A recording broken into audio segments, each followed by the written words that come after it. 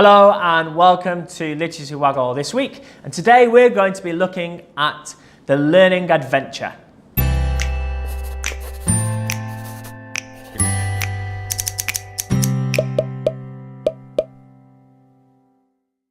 The learning adventure is a cycle that teachers can follow to help them plan exciting units. What's really important about the learning adventure is there's always a destination. There's always a product or something that they need to do with the learning, and so it gives everything a purpose.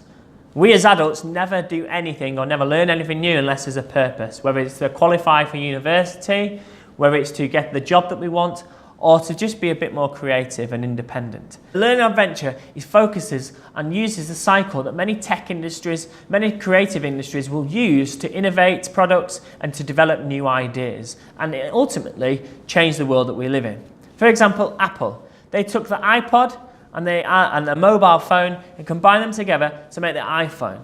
They knew that people wanted to carry around their music in their pockets, but also didn't want to carry around two devices. So they created a device that would combine the two concepts and put them together. And that innovation is really important to our children. When they grow up, they will have to have those innovative, creative ideas and skills to support them. And so why not teach the entire curriculum using that format? So I'm going to go through the learning adventure.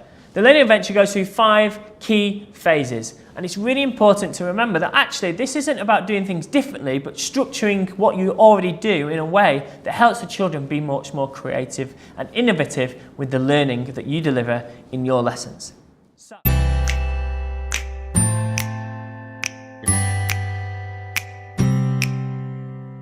So, stage 1 is engage and excite. This is really important. The excitement obviously gets the motivation up. The children want to learn about it because they're excited about the topic. But also, the engagement is about introducing something that children are going to do at the end of it. In an art and history topic, you could ask the children, if Victorian artwork was popular today, what would it look like as a piece of furniture? That incorporates art, history, and design and technology. The engagement is the idea that children are going to design and create their own piece of furniture, whatever that will be. Stage 2, discover and inform.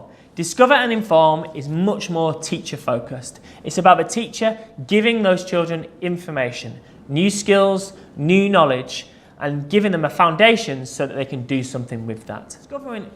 So for example, in discover and inform, if we're thinking about the art and Victorian furniture task, the children will have to learn about Victorian artists, they'll have to learn about Victorian fashion, they have to learn about Victorian culture in order to develop an understanding of how they might use those patterns, those colours, those themes to develop their own piece of furniture. And so it's about gathering information together, being taught about the topic. And that's where the curriculum really comes through. Stage 3, gather and practice. Gather and practicing is all about the children taking that information that you've just given them and getting them to do something with it, to create their own ideas, to use the information, to apply it in different ways, but also just to practice the skills that they've learnt. It's all about practicing and getting confident with what you've just taught them. Once they've gathered information and facts and evidence about the art in Victorian times, obviously then they move through to gather and practice. This is when they really get to grips with their art skills. So they start to put those skills into practice.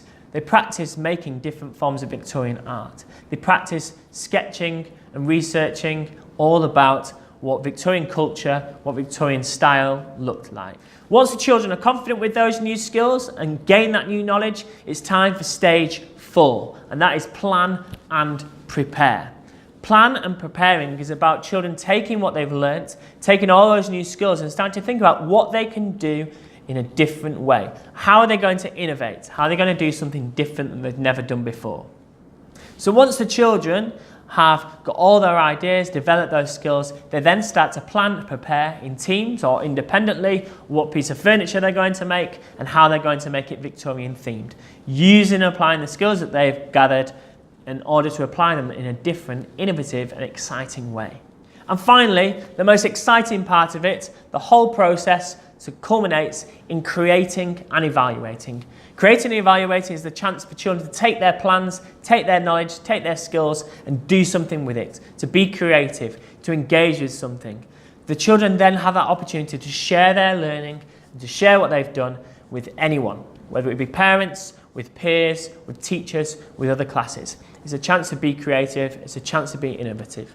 And of course, once they've planned and prepared their furniture designs, they then start to make it. They may not have to make the piece of furniture from scratch. You may actually give them an old chair or an old set of curtains or a cheap lampshade from Asda, and they can then innovate it and start to create their artistic designs on it using various resources that they plan for. This is all about trial and error. It's not about the children getting it right all the time, it's about the children innovating and having ideas for themselves. And what's really important to remember is once that creation is finished, sometimes that leads into the next topic of how they can move further on with it. So that leads right back round to engage and excite. What are we going to do with this product next? Once the children have finished making their furniture, you can re-engage them into the cycle with a new idea, a new topic, a new focus or a new subject. So for example, you could ask the children, how are we going to get parents and adults into our furniture shop, which could focus on persuasive writing. And so they go back into the discover and inform about what it means to be persuasive, looking at persuasive text, looking at persuasive radio adverts. They then go back into gather and practice and start practicing the new language that they've developed, the new persuasive techniques that they've learnt. They plan and prepare a text or a radio advert, and then of course they create it by writing it. So it's quite easy to see how these processes and the learning adventure fits into your day-to-day teaching of literacy, of English, of art, history, and the whole curriculum. And they can also turn this into a maths unit. So once the children have created their furniture, they can then think about how they're going to calculate the total cost of furniture and set up an actual business, which of course all then links to addition and subtraction and the mathematics. So they then discover and form new calculation methods, new strategies to calculate, and then they gather and practice those ideas and then plan and prepare a business plan that they may present to the head teacher of how they're going to sell their furniture and make a profit out of it.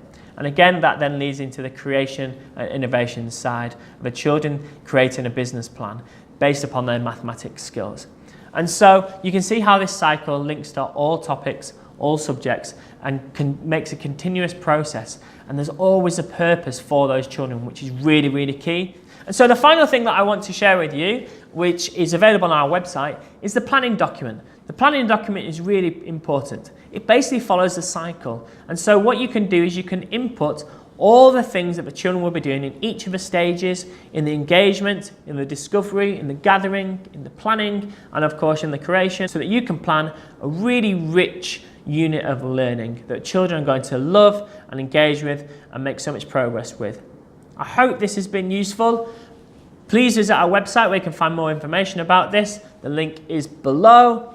Have a really good time with this, and I'd love to hear your feedback. Have a good day.